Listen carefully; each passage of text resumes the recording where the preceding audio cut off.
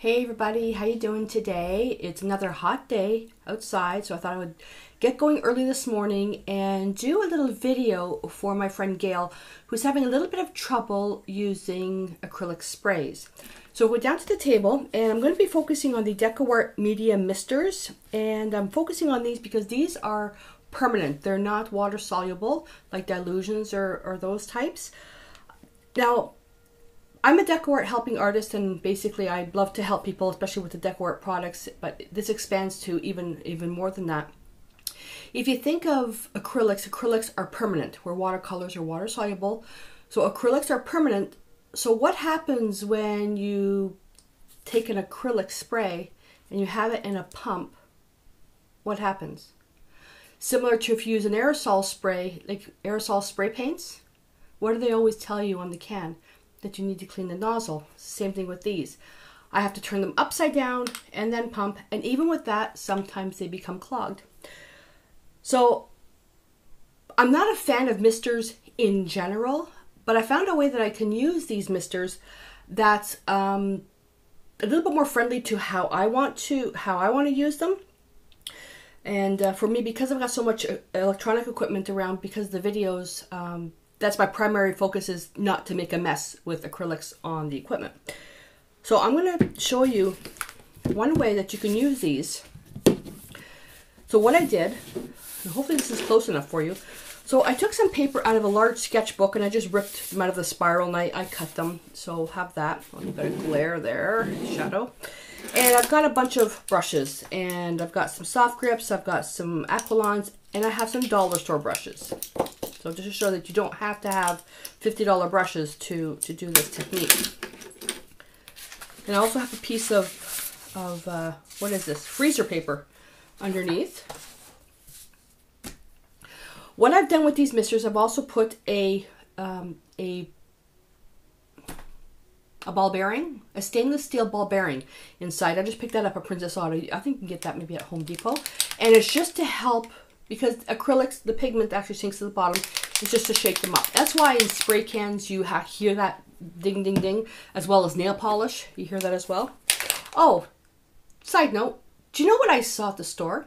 Crayola teamed up with Sally Hansen to create a Crayola line of nail polish. I think that was kind of cute. The colors were a little bit intense for me, so. Oh yeah, and my nails aren't done today because I was doing this. Okay.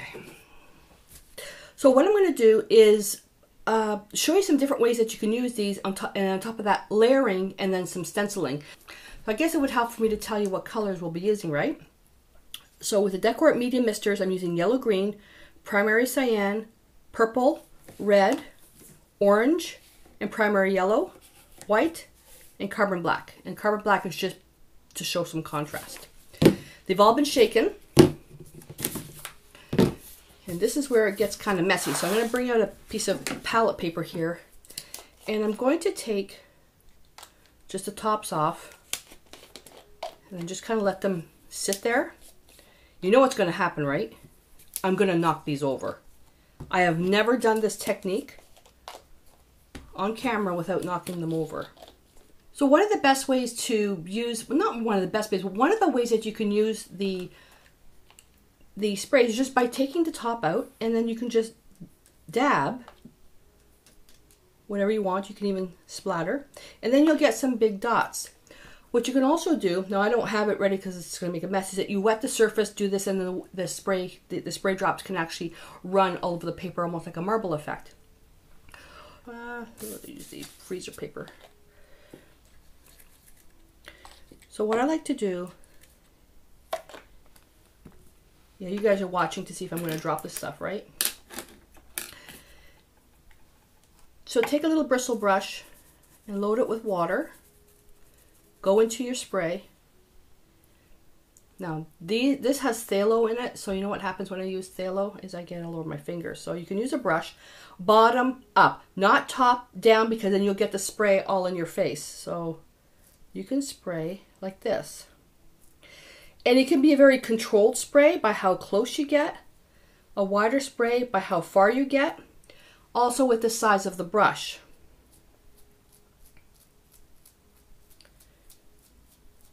So see how far this goes? This goes super far. And what I like about these is that the dots are all different sizes. It's more natural. Doesn't look like it came off an assembly line. So you see how intense that color is and how it goes on? Then it goes into the paper. Now this is just regular sketch paper that has not been primed, so it's going to go into the paper, and the color is going to become a little bit more I guess like a pastel color. But if you had gesso on here, then the color would be more vibrant because it wouldn't sink to anything. Okay, so that's with a little bristle brush. So with just a large brush, let me get a different color. So I'm going to wet the paper. Now remember, this is unprimed paper, so the water is just sinking right inside. And I like doing this technique with the DecoArt, the medium misters, because they're permanent. I like doing this technique by wetting the paper, doing the sprays, letting it dry, and then the paper, depending on the color of the spray, then that paper actually works out to put it into a journal, almost like a really old journal. This technique I've done by using, maybe I'll actually show you how I do it. Yeah, I won't spoil the surprise. Let me just show you how to do it. Is to get old looking paper where it's permanent. You can do front and back if you want. This does take a little bit of time to dry. So with the purple, let's go with a little bit of yellow. Yeah, we'll throw a little bit of orange in there.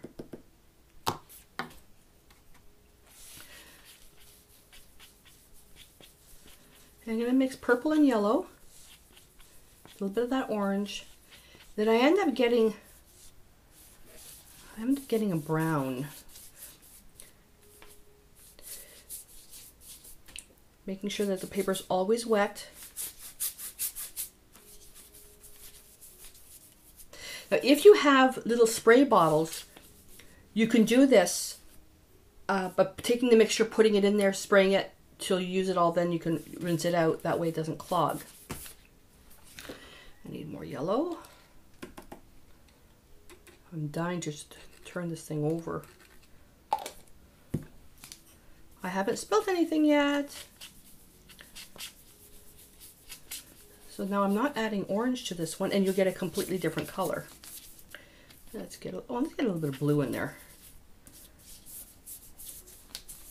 And this makes like a vintage type of paper, and the colors that you use is completely up to you, but it's permanent, so you can write on it safely and it's not going to dissolve and go up into your pen. That's one thing that drove me absolutely crazy with the water soluble stuff. There is a place for the water soluble stuff, I just not in the way that I do my art. Why am I crumpling it up? Oops.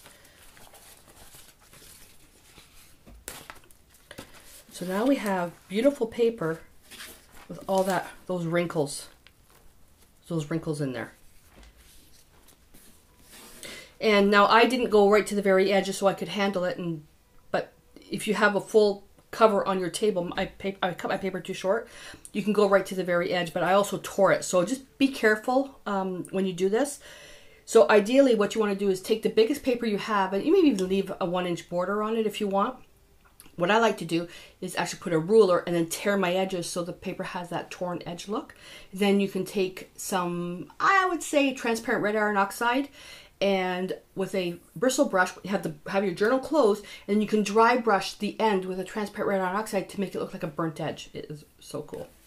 Idea number 2. You guys are going to have to remind me of all these ideas. But see, so there we go. So we have a nice thing. So I'm going to put this aside to let it to dry. I'm going to put this aside to dry, and I'll show you when it's finished. So one of the nice things you can do with permanent sprays is that using a brush, you can layer your colors on. So what I suggest is, because lighter colors are harder to cover darker colors, you can start with the light colors first, then work your way up to dark. So using that idea, I want to show you what happens when you use black and white. And we'll do it. Let me see first if this is actually clogged. No. See the mess? It's just, oh. It makes such a mess. And look what I did. I forgot to close this. That's clogged. That's not going anywhere. So, not going anywhere, So we can dippy dot, but what I want to do is show you about the opacity. If you have little containers, I should actually get my little containers out and just pour it into the container. I'm going to close this now. You can use a big brush. And then, I mean, I can use my fingers. Look what's happening to the white. It's just getting, being obliterated by the black. The black is so strong. All really that this is doing, I mean, this is dry here. All this is really doing is just lightening up the black a little bit. There really isn't much that it's doing. So if you want to have something dark and then you want something white that's opaque, go with acrylic paint. That would be your best bet, is to go with acrylic paint. And that way it'll be really opaque. And then the other way that you can get a really controlled spray is use something really small, like a tiny brushes. So if we're using the tiny brushes,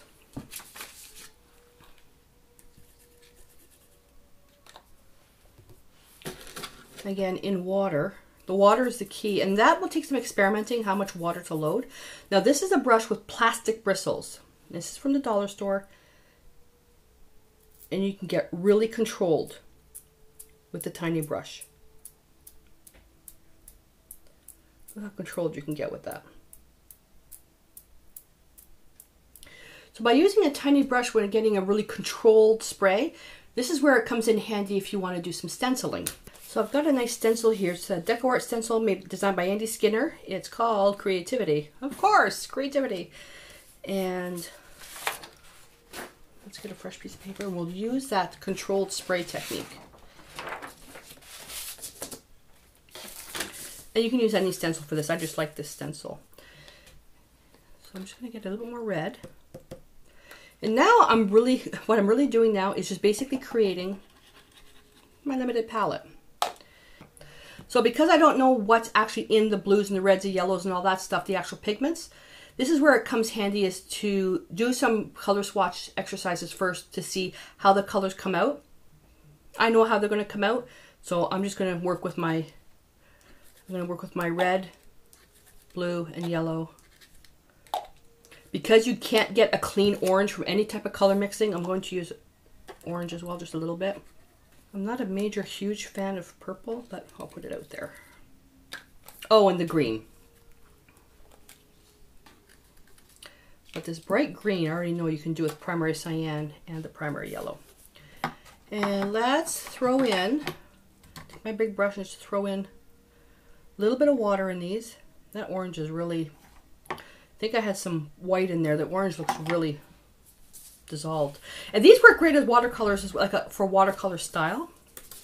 And I'm going to use my finger again for this. So let's work light to dark. So I'm going to take some yellow and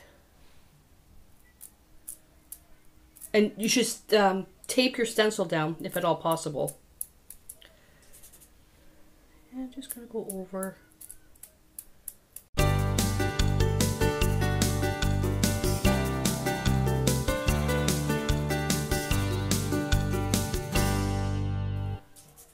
Now, without knowing where the colors sit on the color wheel, it may be handy for you to look at whether it's my blog or some color theory things, because if you mix like with the purple and the yellow, you'll get I don't call it mud. I call it just a complement mix that's neutral, but in your language you may know it as mud. So what I like to do is use complementary colors next to each other, but only mix them together if you want to neutralize. So with the yellow, if I were to take some purple, rinse the brush a bit, take some purple, then go right down to where Destiny is. And I could spray. I mean, this will take a little bit of a long time. Now, if you're using a spray, you can always put a piece of paper on top and protect all the other parts of the stencil and then just spray. But my goal for this is how to use your acrylic sprays in a different way. So because this paper is unprimed, the paint is just the spray is just sinking into the paper and it's becoming a lot more pastel. I went into purple, don't need to clean, I'm going to go into blue. And this, I know this has phthalo in it, and it's going to make a mess on my fingers. Do you see how I can get a really controlled spray here with the tiny brush? You guys probably can't even see what I'm doing. Getting really, really close. Then I'm going to rinse the brush and go into green and go right inside the green, right inside the blue here. So using a tiny plastic brush will give you a real controlled spray, but it does take a little bit longer. So if I go up now to a bristle brush, so this is a number 5 Bristle Bright. Let's go into some red.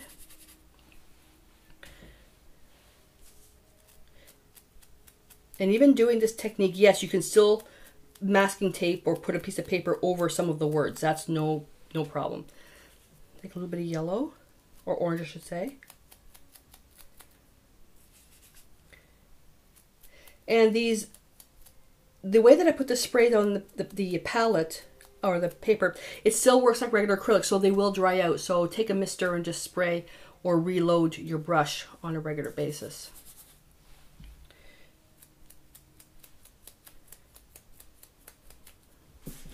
And now let's go back to some bright colors. I'm going to go right into purple. Oh, look what I did. Didn't clean my brush. Now I got brown.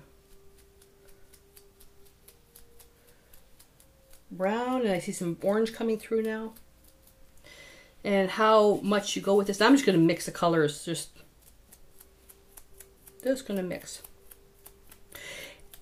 If you're working on a actual formal substrate, something that's going to be the final product that's important, test this technique out first, because I'm looking at this saying, I don't know if I have enough spray on here that will have, so the stencil will have some defined lines.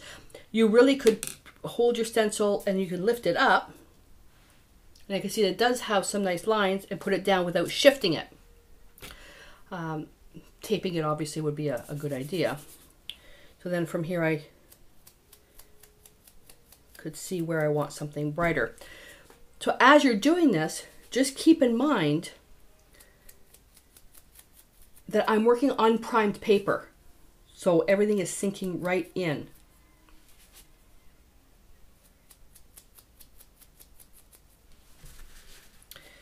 And let's just do one more. Did you guys getting the gist of it now? Let me go with a larger brush. No, you know what? Did I try? Let's try with a synthetic brush. I don't know what the synthetic brush would do. I think it's going to make a mess. Yeah, it's too much. It's too much. So this would be good as a background, not through a stencil. Put that away. You know what I haven't tried? What about stenciling? If we stenciled using a bristle brush. So no water in it. Dry brush. And hold that down. Yeah, it works great.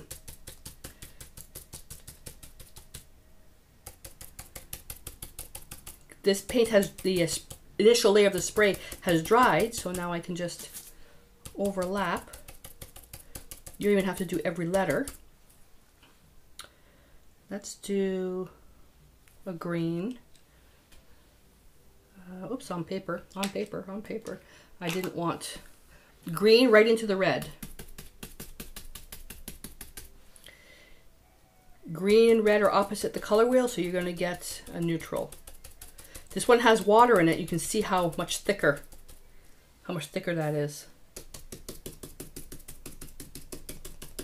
Or how much more fluid, I should say. Let's go into the blue. Let's go.